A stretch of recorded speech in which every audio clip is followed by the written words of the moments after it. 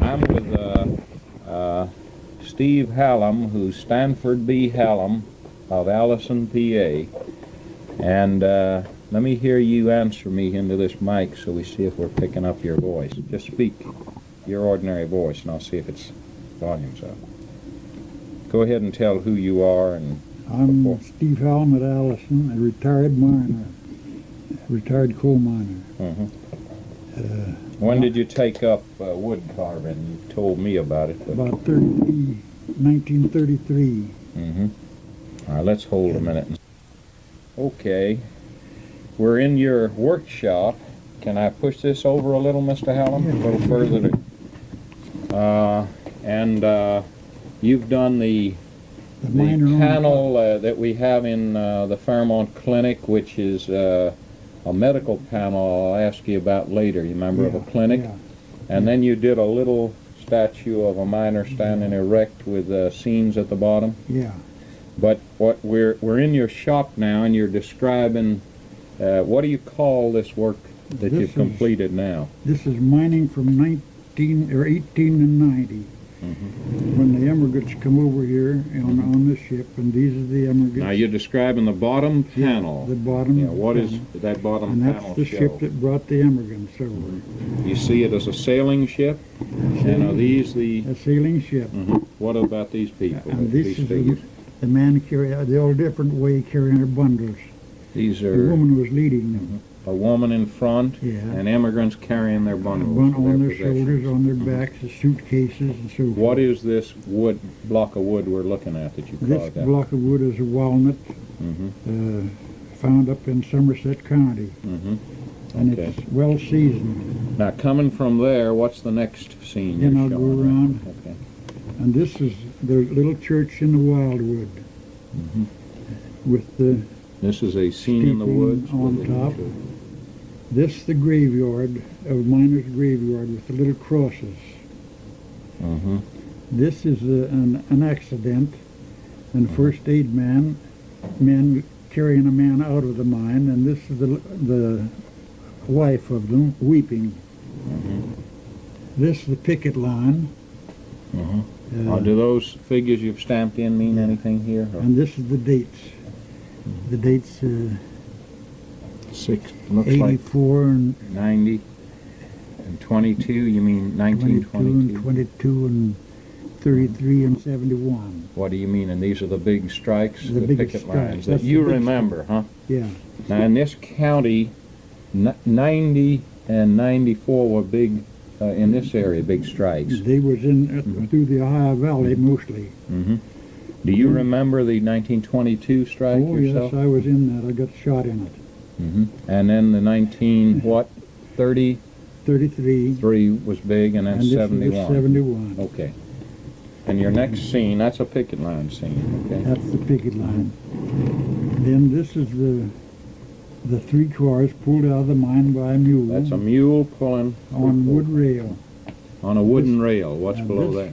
This represents the post piles, the supplies. Okay. And this is a modern tipple with the cars coming out on the tipple, dumping into the hoppers and loading in the railroad cars. Now this is Scott's Run's houses, and the company, As you remember them, Yeah. in Scott's Run, they're up Yeah. on very high stilts, on high aren't they? posts. And Are these the stairs? The stilts you are... could, you could stand under the house and look right through the It roof. looks like the posts are higher than the house in some cases. Yeah, huh? they're high. And then the stairs would They- go up underneath those posts. Huh? 30 in foot. Scott's Run. 30-foot posts. What is this? Like a And woman's laundry? that's thing? a Wash wash tub? tub. That's a wash bathtub, tub, a wash boiler, and a broom hanging out on the side Yeah. of the house. All And right. these roofs are all bad. They all leak. This one's been patched, all been patched. And, Every roof is... and from the bottom, you could look up through the roof, and people lived in them In the Depression days. Huh? in Depression days. Then they put them out. They fired them out and put them in tents. This is where they were thrown out of those company houses, Into the and they're tents. living in tents. This woman is cooking soup.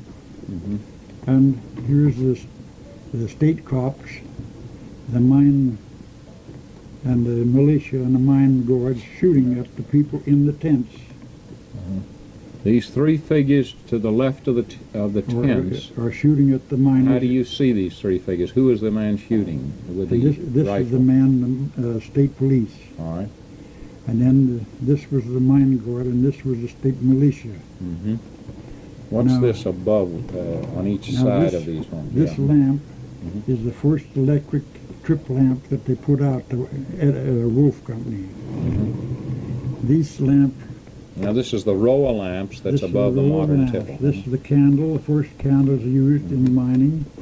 Then they had the Davy lamp, Sir Humphrey Davy, and then we had the remodeled or Clanny, and the Wolf, and the Kohler, and the old oil lamp that they carried on their head. The old oil lamp is almost of the candle days. It was a very in the old. candle days. Yeah. This is electric lamp, and the headpiece. The headlamp. That headlamp. It's showing the hard hat with the electric lamp Hard on it. hat. And this fella. Now we're talking about the very top of this work is a large, what, about 6 foot high figure of a miner? Well, this 8 foot? he measures. If he was straightened up, Yeah. he was 10 inches high. But All right. he's shoveling. He's got the pants tore. His pants are torn. He was dilapidated. What I mean, he was down to the earth. Mm-hmm. He had nothing, and he had to load 16 tons, and he got one day older and deeper in debt. Mm-hmm. And he's using Now he's a carbide light. All right, this is a hand loader using a carbide light. Hand loader using a carbide light. Is he his- wearing a shirt or is he? Yeah, he has a jacket on, a tight-fitting sweater, and there's tobacco in his pocket, Mm-hmm. and that's the coal he loaded. That's the company store here. The company stores beyond these 5 Yeah, shacks in beyond these. Scotts Run. Mm-hmm. The And this mine- is a pile of coal that That's the a pile miners of working coal. on. That other one, All right, now this is all, the figure we've just described, you've mounted is about close to 2 feet high, and it's is 32 inches high this, including this base, From and here. then you put it on a on a turntable. turntable. This is So one it's piece like of a wood, lazy Susan. one piece of wood from here up. The base is not, but here on up From is? here up is one Right, piece of wood. okay. What was the shape of it originally? You've made it into a triangular It was piece. just like that. Was it triangular It like was a that? mine post. A mine post Yeah. from Somerset County. Yeah. from But it Somerset. was black walnut. That's It was unusual, isn't it? Yes, it's unusual because I got Mhm. cribbing blocks out of there that was walnut. Mhm. Now that. Let us move this over too, and when you come over here, Well, I'll bring it over here. yeah, if you don't mind, I'll bring it to you. Oh, that's all right. We'll put it in front here so we can pick you up. I'll bring it to you. Okay. Let's put it right here and see what we're. Also, may I ask you back on this Lazy Susan turntable thing? Is this? How did you finish this black walnut compared with Just shellac. just shellac, so that it has no So it color wouldn't- in any way or, No, or tone just- to it? Just Then why is this much lighter? What is this wood Well, we're this going to is look a- at now, this panel? this is a walnut wood that laid out, Hmm. and It's much la- lighter, isn't just laid out. This was protected, Hmm. and this one laid out, and it's a lighter wood. Is it sun bleaching that Huh? causes this? It's as hard as a rock. Where did you, well, walnut, how would you describe the characteristics of walnuts? Walnut is the second best wood to be carved because it don't splinter and it's solid. Mhm. It stays. Now, where that was a triangular shaped piece about 30 inches high, how would you describe the panel you're going to talk about? I cut this Mhm. with the foot adze out of a log. Hmm. I took a log and split it and cut it How large a log did you have of black walnut? 14 inches. And what length was it? And I just cut off the best part of the log. The log was about 18 feet, and Okay. I just cut this off because the rest was no. Then will you give me the dimensions of the piece you're going to talk about now? Yeah. What, generally, what its depth was and its length? How you recommend, the backing you put on it, and Yeah. how you'd recommend hanging it. No, it's very See this now, Mm-hmm. This now measures 14 inches by 31. It's 31 And across as you view. 33. 33 across as you view it, and 14 high, and its depth is on the order of about 2.5 inches. 2.5 inches. Okay. Now this Now, this represents the, this is from left to right. You're describing this From light left to black right. walnut piece. this is an old Ingersoll punching machine, and this man is running the machine. This man is scraping the slack out from under the cut. Now, is he the helper to the? This is the helper The called helper's scraper. out there scraping. Okay. These are his dinner Now, buckets. would you describe what the Ingersoll punching machine is doing in cold production Now, terms? This puncher machine Mm-hmm. would actually had a piston and a cylinder, just like an automobile engine, Mm-hmm. and It was like driving. a jackhammer, Right. Mhm. like a big jackhammer. Yeah. And he sat behind here with a block on his foot to keep the wheel from running over it, Mm-hmm. and he regulated it from the top, Mm-hmm. and he punched the coal out from under the bottom, then they shot it down. Mhm. That's the hose that reached Was he undercutting the coal? undercutting And the what coal. era what date would you place the Ingersoll? 1890. Now they had the Ingersoll by then compared to the later undercutting Oh, machines. yes. Okay. Then we still used them to 1928, Where, what year? down at Allison mine. Mm-hmm. I had 26 punchers down here like that. Mm-hmm. And Now your occupation in the mine was machine boss. Yeah, and you were a mechanic. You came Yeah, up as a mechanic. mechanic, so you were Mechanic. always used to working on these, huh? Yeah, I worked on those. Mm-hmm. That's the truck that hauled the machine out and into the places. Mm-hmm. And this was a bad roof, so they had to use cribbing blocks. A broken timber here, and this man is digging down the roof, and this one is shoveling. Well, they had to load the cars so heavy that they broke the wooden rails. Mm-hmm. You've seen that happen. Yeah, I saw that lots of times. Broke the wooden rails. Mm-hmm. And another broken timber here. Mm-hmm. This is the boss sitting on a powder keg, Mm-hmm. waiting for him to clean up. He's sort of with the rails behind him. His head's in line with him. And the rails back there. Yeah. And What would be the height of the face in a mine that you're Well, describing here? our coal was 9 foot. Mm-hmm. So none of these men are hunched over particularly. They're all able to stand. And, Yeah, you see this man standing straight Right. up, and he's on top of a pile of coal yet. yeah, right. So he had 9 foot coal. And Now, how late were the mules? That's how much will that car hold that you see that a mule that's is pulling? 2.5 ton. Okay, and how late were the And- mules in the mines that you And remember? when I was in the mine, they was putting 3 ton on a 2.5 ton wagon. Mm-hmm. That's why they loaded Before the Union, they were beating the men out of that, huh? They're just working them into death. Mm-hmm. This is the timber pile and the axe and tools that they use. Is this a drill thing here? And auger, that's Auger. the auger, Mhm. and What the are these? powder, Okay. and his lamp, he's setting the lamp on What the is this? ground. The That's the hose that run the air to the machine. There was air and where driven the air compressor would have been back where on up it? outside. Outside. Yeah. Company. You had a lot of air compressor lines for these Yeah, they Ingersoll. had this line here runs clear outside. Yeah. That line. That's very good. This is really the both hand loading days and The the hand hand loading days from 18 production days. They're from 1894 or 1890 Mhm. to 1928. Mhm.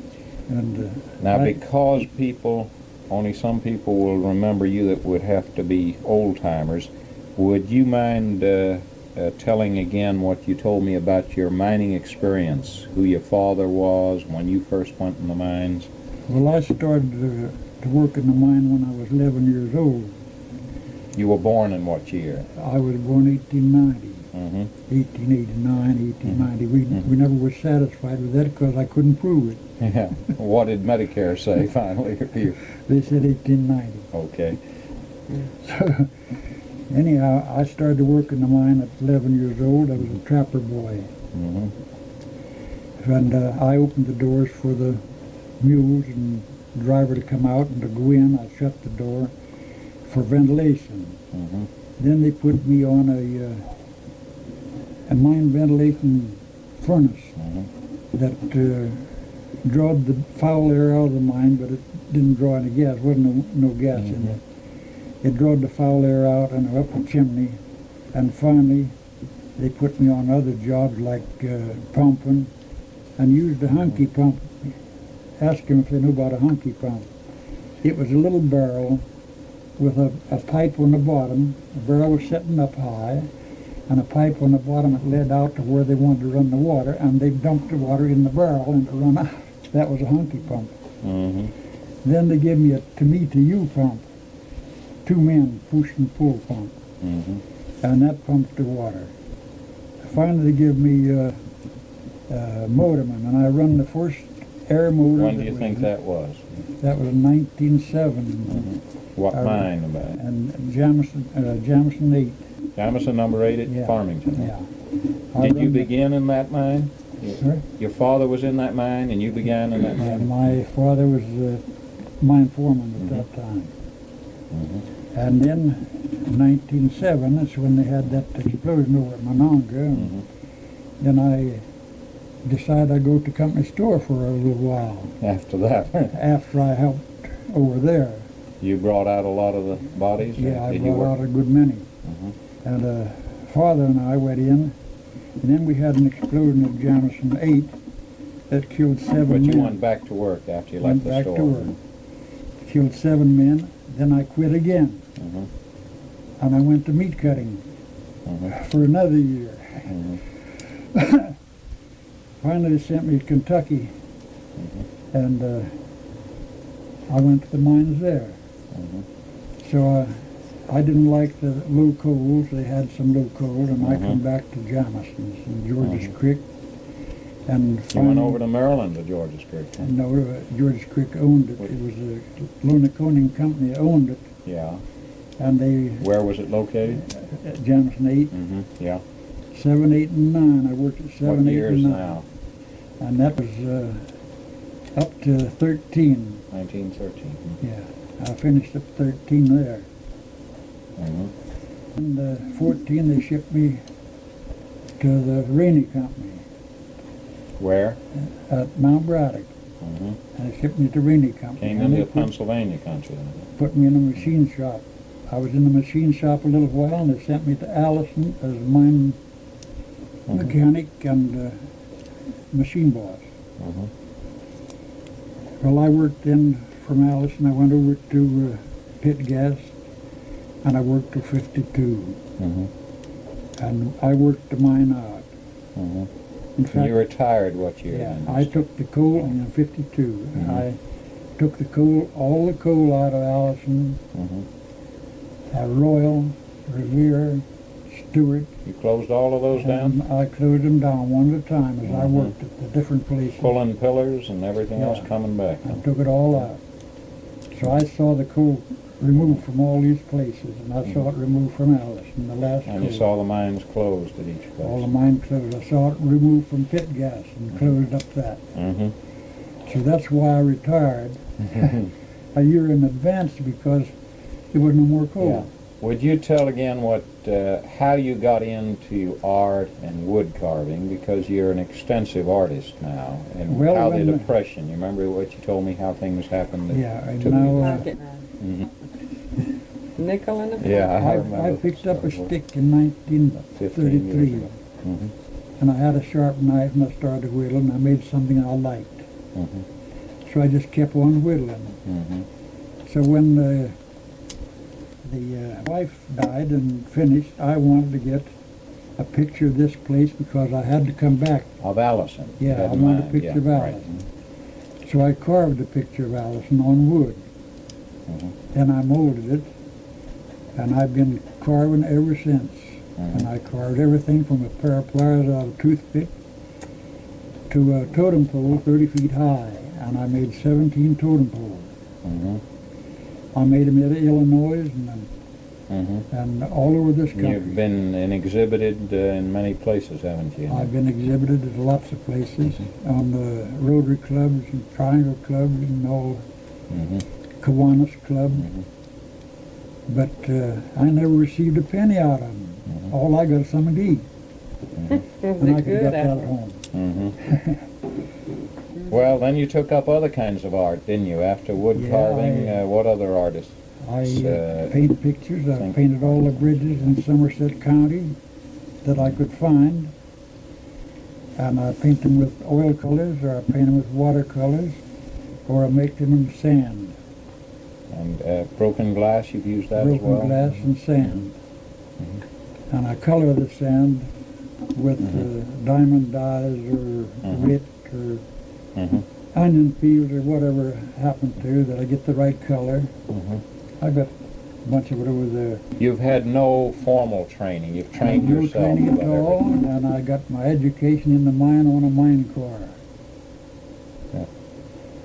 And do you have trouble with the human figure? Do you think that you, like, how do you cope with the, you know, the bone structure, the bends, like that mining, Well, that hand loader? The reason for that, I took up undertaking.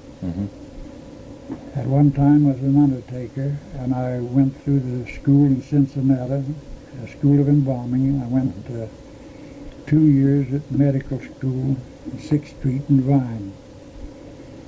You think that helped you understand And then the way the company, when they found that out, they put me first aid mine rescue man for 35 years. And because I knew the structure, I knew where to find the different pressure points, and they put me that. As a mine rescue man, what operations, disasters did you go to? You were in Monongah in 1907 as a very young man with your father. Yeah, and then I went over to Monongah, and I went to Kenlock and Mather, and The big Mather disaster up here. I embalmed 4 of those at Mather. And Have you ever pulled out men alive? Have you participated in well, saving, or were they always Mather, I didn't afterwards? find any live men. All I found was dead ones, and they were sitting there with their buckets between their knees and dead, just dead. How about disasters in which men were blown to pieces? At Monongah, was this true? Yeah. Many Yeah, I portions of found- limbs and all? I found a man's hand sticking out of the mud, and of course I had no feeling, apparently, and I would take hold of his hand and, well, his how do and goodbye. Shaking Pull his hands. hand out, just his hand, just his arm. His how That was at do. Monongah, you remember that? Yeah. Was there a lot of that at Monongah? Oh, yeah. Terribly destroyed by all tore up. And then I found it over at Mather, a man's skull laying in there, and a man's head. I reached down to pick him up to help him out, and I couldn't pick it up, so I just put my thumb in his mouth and picked a hold of his chin. I said, "You're a lively-looking corpse at that." I said, "Lead him down and call the crew to come and get him." His head had come off in your hand? Yeah, and cut his head off. And I've run into all kind of mutilated bodies. And when I was taken up undertaking, they done everything they could to make me quit, but I wouldn't quit. You know, I just Trying to scare you out in a Yeah. way? I dissected 3 bodies in Cincinnati to get the arteries and veins out. And what helped me on that was a meat cutter before that. You've done a lot of things in your life, haven't I've you? done everything that anybody else. But it's all helped you in your art, you think, Everything. to understand human beings That and shows me what a man looks like, and I don't need a picture. what about philosophically? Do you think the fact that you think a lot of issues through, does that help you create in art? Oh, I see the picture See the before I start. You mean historically and Yeah. philosophically, what the attitude is towards it? Or? Yeah. I see that picture before I ever pick up a knife. And if it was a horse or if it's a bear, or for instance, there's a bear up there. First prize on the bear. And so I see the animal, I see the person, I see the place, and I got I don't mean to brag, but I got a photographic mind. Uh-huh. And if I see something in the woods, I come home and make it. Uh-huh. Uh-huh.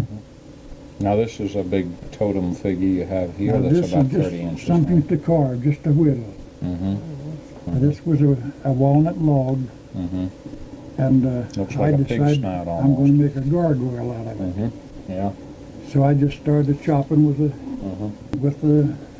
Mm-hmm. chisel, and Mm-hmm. and that's what I got. Mm-hmm. And it was kind of light because the black wood was in the center, Right. and it was light. Got a little mouse that's making noises back there. You hear him? No, that's a thing on the outside of the building. Okay. It's a bunch of cane poles. Just look on the corner of the building, you see it. Yeah. I was admiring There's some a of your... walking. Oh, that's a new one. This is new, isn't it? That's a new one. You got several new ones in there, you think? Well, not very many because they've been going. I just sent two to Illinois. Caduceus. This is new. Yeah. I haven't seen this. I sent a doctor's Caduceus that's You made the snake around the around post. the pole with wings. Mm-hmm. Well, is there anything else about your creation of especially mining art that you might care to say that occurs to you, or that we've either talked about before, or that was going through your mind as you did this? Any memories that came back? No, I guess that's about all. Okay.